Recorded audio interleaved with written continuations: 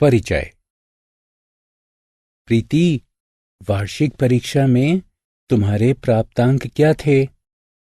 मैंने कुल 500 अंकों में से 400 प्राप्तांक हासिल किए। तुम्हारा प्रदर्शन कैसा रहा था, विनय? मेरा प्रदर्शन तुमसे बेहतर था। मैंने कुल 400 अंकों में से 320 प्राप्तांक हासिल किए। तुम ऐसा क्यों कहते हो कि तुम्हारा प्रदर्शन मुझसे बेहतर था, विनय? आसान है प्रीति। मेरे प्राप्तांक कुल अंक से केवल 80 कम है, जबकि तुम्हारे प्राप्तांक कुल अंकों से 100 कम है।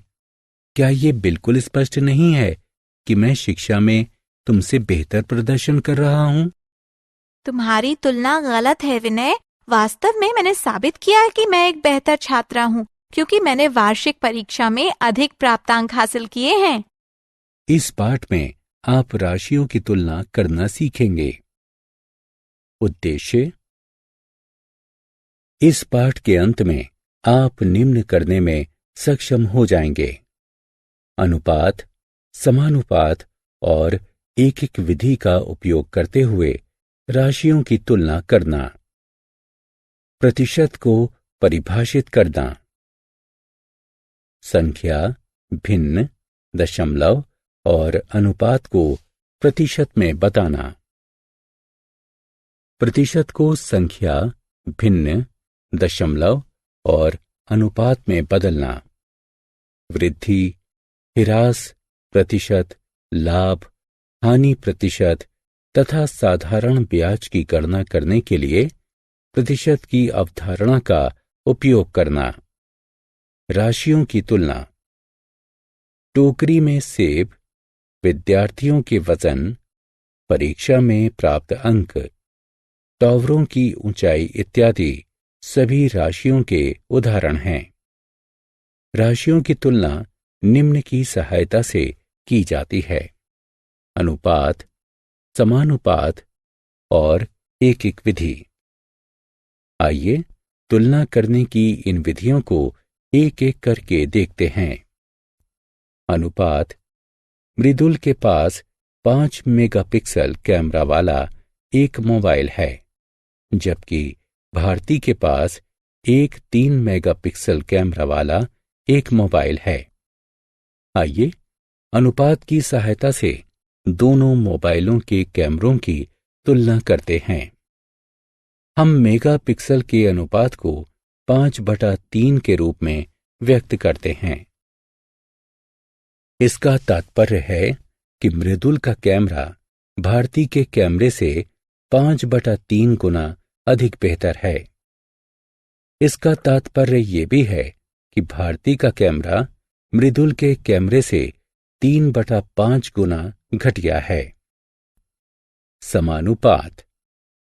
पाठ के प्रारंभ में हमने प्रीति और विनय की बहस को सुना कि अंतिम परीक्षा में उनके संबंधित प्रदर्शन बेहतर थे।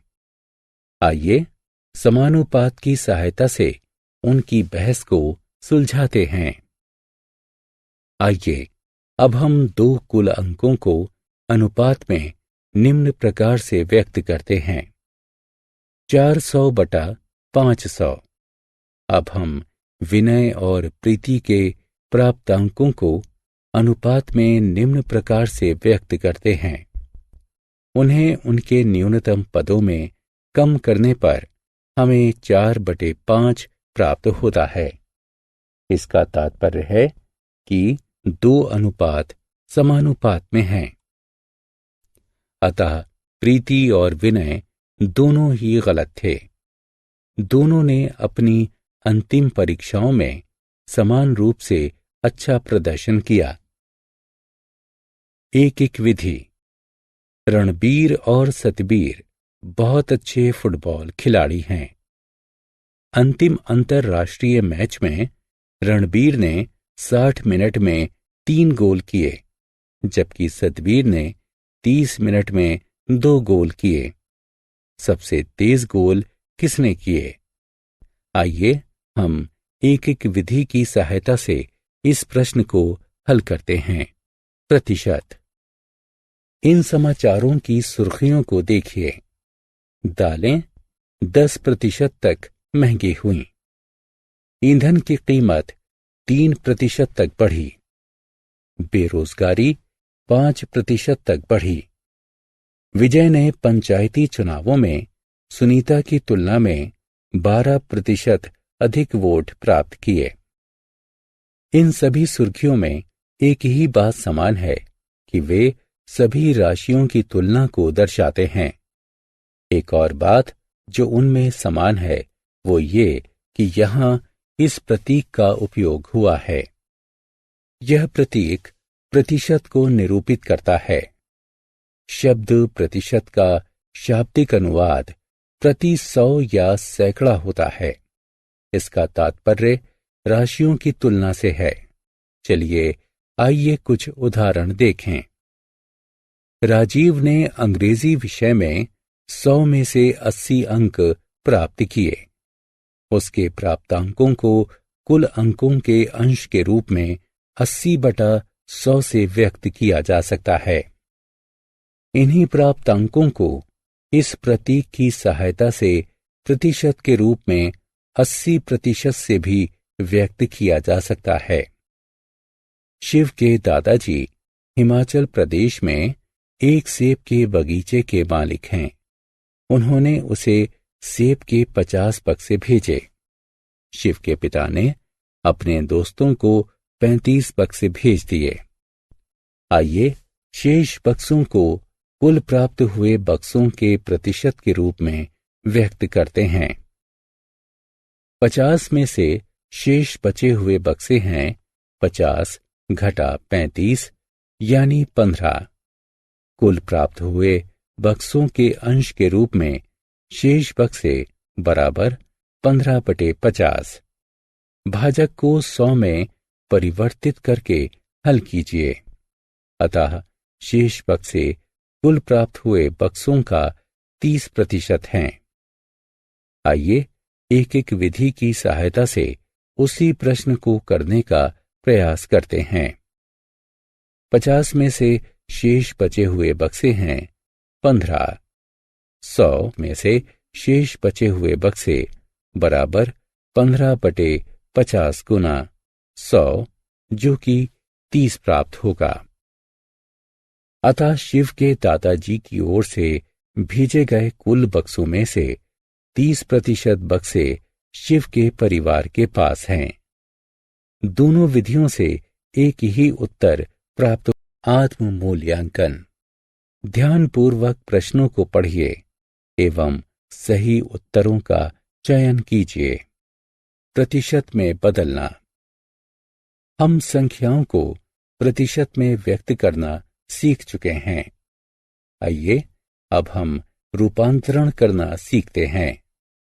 चलिए भिन्न दशमलव तथा अनुपात को प्रतिशत में बदलना सीखें।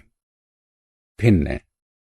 एक सब्जी विक्रेता के पास प्रत्येक 5 में से 4 टमाटर ताजे हैं, बाकी के सड़े हुए हैं। सड़े हुए टमाटर के अंशों को प्रतिशत में व्यक्त कीजिए। कुल टमाटरों में से सड़े हुए टमाटरों का अंश है 1/4/5 जो कि 1/5 होगा। इसका तात्पर्य है कि प्रत्येक 5 में से 1 टमाटर सड़ा हुआ है। कुल 5 टमाटरों में से सड़े हुए टमाटरों की संख्या 1। कुल 100 टमाटरों में से सड़े हुए टमाटरों की संख्या बराबर है 1/5 गुणा 100 यानी 20 के। अतः कुल टमाटरों में से 20% टमाटर सड़े हुए हैं। दशमलव। एक गांव में महिलाओं की आबादी को दशमलव में 0.55 से व्यक्त किया गया है, तो गांव में पुरुषों की आबादी को प्रतिशत के रूप में व्यक्त कीजिए। महिलाओं की आबादी 0.55 जो कि बराबर होगा 55/100 के यानी 55 प्रतिशत के। पुरुषों की आबादी बराबर 100% घटा 55% बराबर 45%। गांव में पुरुषों की संख्या कुल आबादी का 45% है। अनुपात। एक विद्यालय में विज्ञान वर्ग के विद्यार्थियों को कंप्यूटर विज्ञान और अर्थशास्त्र के बीच चयन करने की स्वतंत्रता है। कंप्यूटर विज्ञान के विद्यार्थियों और अर्थशास्त्र के विद्यार्थियों के बीच का अनुपात 3:2 है। अर्थशास्त्र के इच्छुक विद्यार्थियों को विज्ञान वर्ग में कुल विद्यार्थियों की संख्या के प्रतिशत के रूप में व्यक्त कीजिए। विज्ञान के विद्यार्थियों की कुल संख्या बराबर 3 + 2 बराबर 5। प्रत्येक 5 विज्ञान के विद्यार्थी।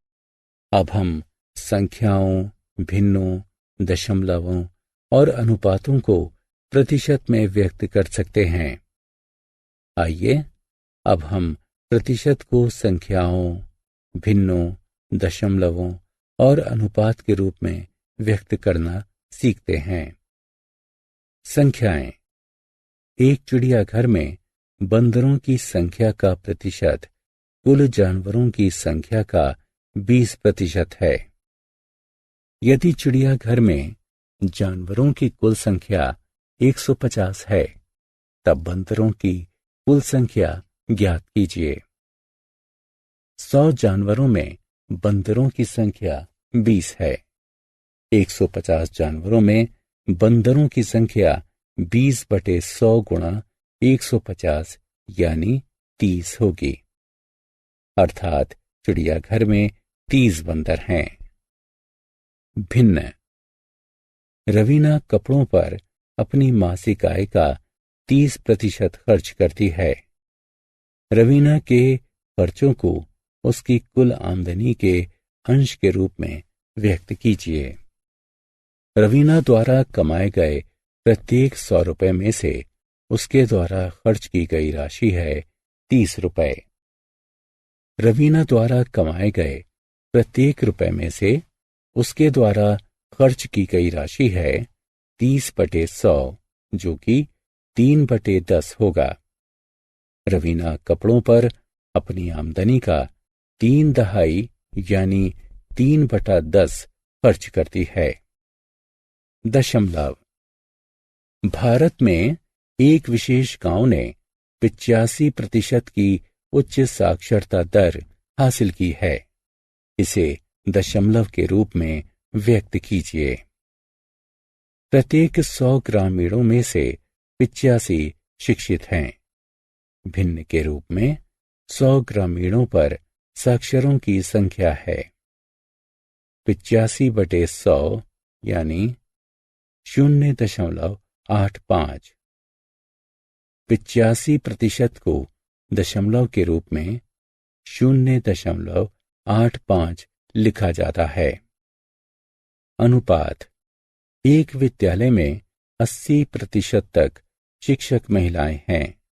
महिला शिक्षकों तथा पुरुष शिक्षकों की संख्या को अनुपात के रूप में व्यक्त कीजिए। प्रत्येक 100 शिक्षकों में महिला शिक्षक 80 हैं। प्रत्येक 100 शिक्षकों में पुरुष शिक्षक 100 घटा 80 यानी 20 हैं। आत्म मूल्यांकन। प्रतिशतों का उनकी संबंधित संख्याओं, भिन्नों, दशमलवों तथा अनुपातों से मिलान कीजिए।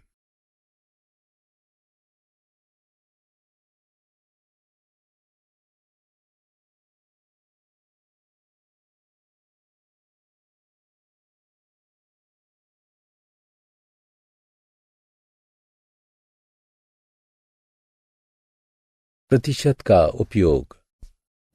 कई वास्तविक जीवन की परिस्थितियों जैसे स्कूल फीस में वृद्धि, बिजली की आपूर्ति में कमी, उत्पादन आदि में वृद्धि इत्यादि को व्यक्त करने के लिए प्रतिशत का उपयोग किया जाता है।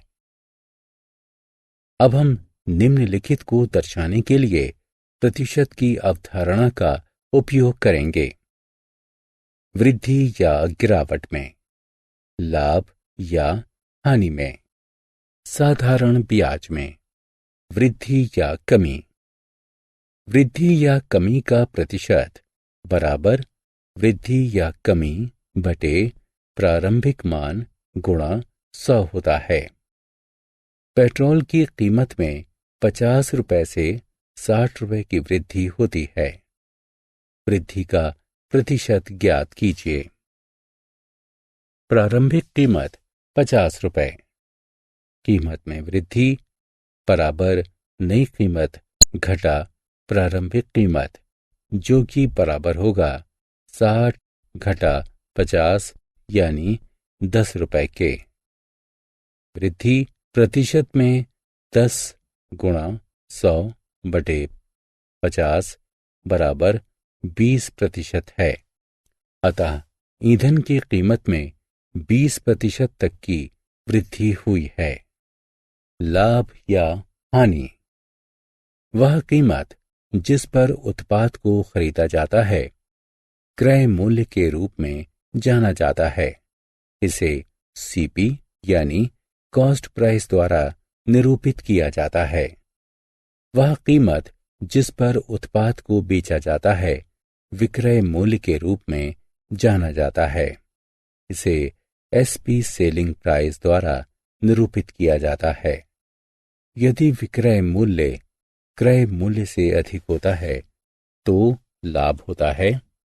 लाभ बराबर विक्रय मूल्य घटा क्रय मूल्य यानी selling price minus cost price. यदि विक्रय मूल्य क्रय मूल्य से कम होता है तो हानि होती है। हानि बराबर क्रय मूल्य घटा विक्रय मूल्य यानी cost price minus selling price. लाभ या हानि का प्रतिशत बराबर होता है लाभ या हानि बटे क्रय मूल्य यानी कॉस्ट प्राइस गुणा 100। आइए एक और उदाहरण देखें। एक दुकानदार एक एलसीडी टीवी 90,000 रुपए में खरीदता है और उसे 1 लाख रुपए में बेच देता है। उसके प्रतिशत में लाभ कितना होगा? हम जानते हैं कि क्रय मूल्य 90,000 है और विक्रय मूल्य 1 लाख रुपए है। अतः लाभ बराबर विक्रय मूल्य घटा क्रय मूल्य यानी 1 लाख घटा 90,000 जो कि 10,000 रुपए होगा। हम जानते हैं कि क्रय मूल्य 90,000 रुपए है और विक्रय मूल्य 1 लाख रुपए है। अतः लाभ बराबर विक्रय मूल्य घटा क्रय मूल्य यानी 1 लाख घटा 90,000 जो कि 10,000 रुपए होगा। लाभ का प्रतिशत बराबर है 10,000 गुणा 100 बटे 90,000 के, जो कि हल करने पर 11.11 प्राप्त होगा। दुकानदार एलसीडी टीवी पर 11.11% लाभ कमाता है। फर्नीचर मार्ट एक सोफे को 23,000 रुपए में बेचकर 15% का मुनाफा कमाता है। तो इसका क्रय मूल्य ज्ञात कीजिए। लाभ प्रतिशत बराबर विक्रय मूल्य घटा साधारण ब्याज। एक बैंक में लोग पैसा जमा करते हैं और उस पर ब्याज कमाते हैं।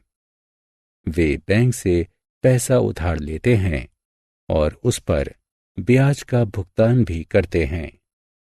जमा राशि या ऋण राशि को मूलधन कहा जाता है। जमा या ऋण राशि पर देय ब्याज को प्रतिवर्ष मूलधन के प्रतिशत के रूप में व्यक्त किया जाता है, जैसे 2% प्रतिवर्ष। मूलधन को समान रखने तथा विशिष्ट वर्षों के लिए प्रतिवर्ष समान दर पर ब्याज की गणना करने की तकनीक को साधारण ब्याज के रूप में जाना जाता है। साधारण ब्याज यानी सिंपल इंटरेस्ट, जो कि SI से निरूपित किया जाता है। इसकी गणना करने का सूत्र इस प्रकार है: SI बराबर P गुणा T गुणा R बटे 100, जहां P का तात्पर्य मूलधन है, T का तात्पर्य है समयावधि से, जो कि वर्षों में है, R का तात्पर्य है ब्याज की दर से। निर्धारित वर्षों के पश्चात प्राप्त राशि या भुगतान की राशि की गणना इस प्रकार की जाती है: A बराबर P जमा SI। श्री राम एक बैंक में 3 वर्षों के लिए 1 लाख रुपए जमा करता है। प्रतिवर्ष ब्याज की दर 5% है। श्री राम को 3 वर्षों के पश्चात कितना ब्याज प्राप्त होता है? हम जानते हैं कि मूलधन यानी प्रिंसिपल 1 लाख रुपए है, समय यानी टाइम 3 वर्ष है, और ब्याज की दर यानी रेट ऑफ इंटरेस्ट 5% है। अब ब्याज का सूत्र लगाते हुए आपकी गणना करके हल करने पर हमें 15,000 प्राप्त होगा। अतः श्री राम 3 वर्षों के पश्चात ब्याज के रूप में 15,000 रुपए प्राप्त करता है। वरुण प्रति वर्ष 10% की दर से पैसे उधार लेने के 2 वर्षों के पश्चात एक बैंक को ब्याज के रूप में 20,000 रुपए का भुगतान करता है। ऋण की राशि की गणना कीजिए। यहां ब्याज 20,000 रुपए है, समय 2 वर्ष है और ब्याज की दर 10% है। अब हम सूत्र लगाकर इसकी गणना करें। आत्म मूल्यांकन। विकल्पों को उठाकर उनके सही स्थान पर रखें। सारांश। आइए हमने जो कुछ सीखा है उसे संक्षेप में दोहराएं। राशियों की तुलना अनुपात, समानुपात, एक विधि तथा प्रतिशत का उपयोग करके की जाती है। प्रतिशत का तात्पर्य प्रति 100 या सैकड़े से है।